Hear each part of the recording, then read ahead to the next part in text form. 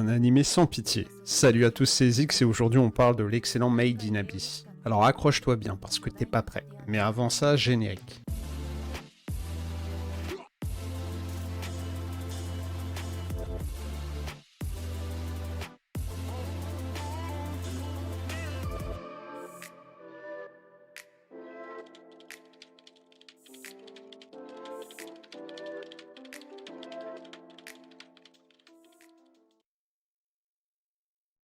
Durant ces dernières semaines, j'ai eu beaucoup de mal à sortir de l'univers morose et malsain des dernières vidéos. C'est pourquoi je me suis décidé à changer d'univers et à me détendre un peu en regardant un animé parlant d'aventure pour changer. Quand j'ai vu les premiers visuels de Made in Abyss, je me suis dit c'est parfait, je vais enfin pouvoir respirer un peu. Quelle erreur.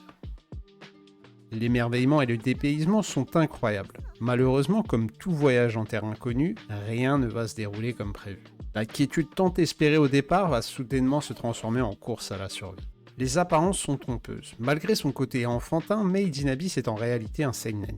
L'univers de l'œuvre développe un lore féerique tout autour d'un immense cratère. Ce dernier est divisé en plusieurs niveaux qu'il faut absolument descendre par paliers. Cette faille gigantesque s'enfonçant dans les abîmes est peuplée de prédateurs aussi mystérieux que dangereux. Alors oui, on dit bien abîme, puisque les abysses, en français, sont des failles sous-marines. Le petit monde, amassé autour de ce trou béant, s'attelle à en extraire les trésors afin de s'enrichir. Les artefacts sont en réalité les vestiges d'une ancienne civilisation énigmatique. Je le redis si ce n'est pas clair, l'abysse est dangereuse. Des aventuriers spéléologues sont nommés les caverniers et descendent quotidiennement à la recherche de reliques mystérieuses et parfois magiques à revendre. L'histoire narre les aventures de Riko, une fillette de 12 ans vivant dans un orphelinat où tous les enfants se destinent à l'exploration. C'est lors d'une expédition au second niveau que Riko va tomber sur l'égout, un étrange enfant robot doté d'un bras métallique et venant de l'abysse. L'égout va sauver Riko in extremis d'un prédateur grâce à ses capacités de destruction, un rayon laser.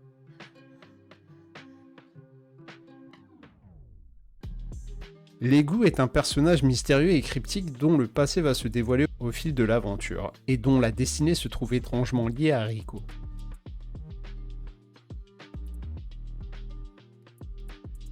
Au cours de leur plongée dans l'inconnu, Riko et l'égout vont faire face à de nombreuses difficultés. Il faut dire que les caverniers sont non seulement des proies de la faune et de la flore, mais également sensibles au mal des profondeurs ou de l'altitude.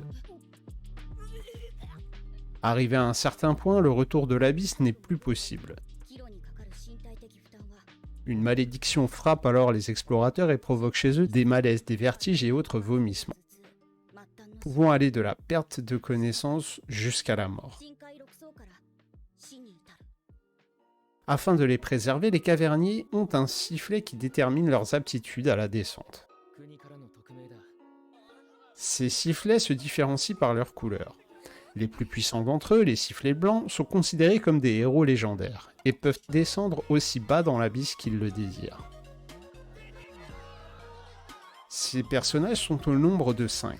Lisa l'exterminatrice, le seigneur de la destruction, Slajo le mystérieux, le seigneur mystique, Bondold, ce bon vieux Bondold, le seigneur de l'aurore, Ozen l'immobile, le seigneur figé, et Wakna l'élu, le seigneur guide. Des marginaux dont les intentions restent ambiguës. Riko se révèle être la fille du légendaire sifflet blanc Lisa et d'un intrigant sifflet noir. Après la découverte d'un message provenant de sa mère, la jeune fille va décider de descendre la rejoindre au point de non-retour. Et l'égout va alors l'accompagner. Au début de l'aventure, tout va se dérouler d'une manière enjouée, mais va brusquement sombrer dans le cauchemar. Je comprends mieux les trigger warnings en début d'anime. Que ce soit les bêtes immondes qui y habitent et qui, malgré leur aspect de Pokémon, dévorent les aventuriers, ou les dangers du monde sauvage, la cruauté fait partie intégrante de l'univers. Même les petites peluches ne sont pas épargnées. Alors les horreurs constituées par la chasse et surtout l'instinct du règne animal sont justifiables. Cependant la surenchère de gore nuit presque au récit. Les atrocités faites par les humains sont quant à elles à la limite du supportable. Elles sont amplifiées par le fait que la majorité des protagonistes soient des enfants. L'image la plus représentative serait celle du tanneur dépeçant un lapin encore vivant afin d'en préserver la peau. Voici un florilège de quelques scènes mineures de l'animé pour traduire mon ressenti.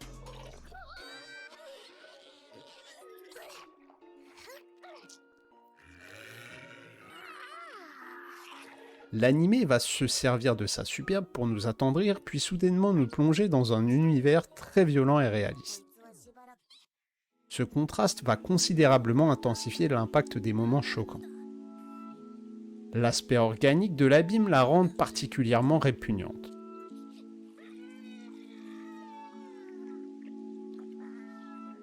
Même de simples toilettes peuvent se révéler vivantes. Bien qu'écologique, c'est quand même bien dégueu.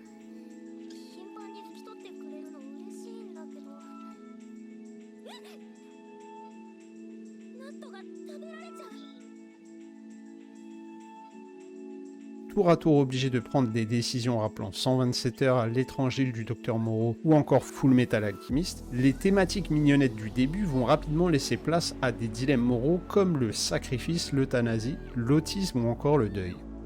On est bien loin du conte joyeux et jovial que l'on imaginait au début. L'aigu et Rico vont au cours de leur périple rencontrer d'autres protagonistes emblématiques, comme Nanachi, une mystérieuse habitante de l'abîme qui va leur venir en aide. Ce personnage intrigant et adorable cache des traumatismes à faire pâlir un légionnaire. Je me dois d'évoquer ici le storytelling des personnages secondaires qui est une totale réussite, et qui pourrait aisément éclipser tout ce qui se fait actuellement chez la concurrence, dont le soin apporté à la construction narrative embellit la tragédie. La seconde saison, basée sur les premiers explorateurs de l'Abysse et leurs rêves vidéo, revisite le mythe des cités d'or, et introduit des personnages secondaires tout aussi mémorables, en particulier Faputa dont les origines sont aussi incroyables que captivantes. Esthétiquement, il faut bien avouer que la direction artistique frôle le génie. À mi-chemin entre Final Fantasy Tactics, Secret of Mana ou encore Spelunky, on trouve des bribes d'inspiration tirées de la trinité de Fumito Ueda avec de claires références à Ico, The Last Guardian ou encore Shadow of the Colossus. Cela s'explique principalement parce que le manga est l'œuvre d'Akito Tsukushi, un ancien designer de chez Konami, la célèbre firme de jeux vidéo japonais. C'est le studio d'animation Kinema Citrus qui a eu la lourde tâche d'adapter ce monde de fantasy. Au-delà d'une animation magistrale, le soin particulier apporté à la composition musicale résonne encore en moi après le visionnage de cet anime. L'OST mériterait d'exister à elle seule. L'aventure Made in Abyss se révèle donc être une merveille visuelle et sonore bien plus sombre qu'il n'y paraît. Cette odyssée nous plonge au cœur d'une fresque épique fascinante et malaisante qui démontre que malgré nos carapaces d'adultes, la féerie agit toujours sur nos âmes d'enfants. Et c'est pour ça que tu dois voir Made in Abyss. Merci infiniment pour tout votre soutien sous les dernières vidéos. Comme d'habitude, laisse un like, ça aide beaucoup. Moi, je vais faire un tour chez le psy. On se dit à la prochaine, la team.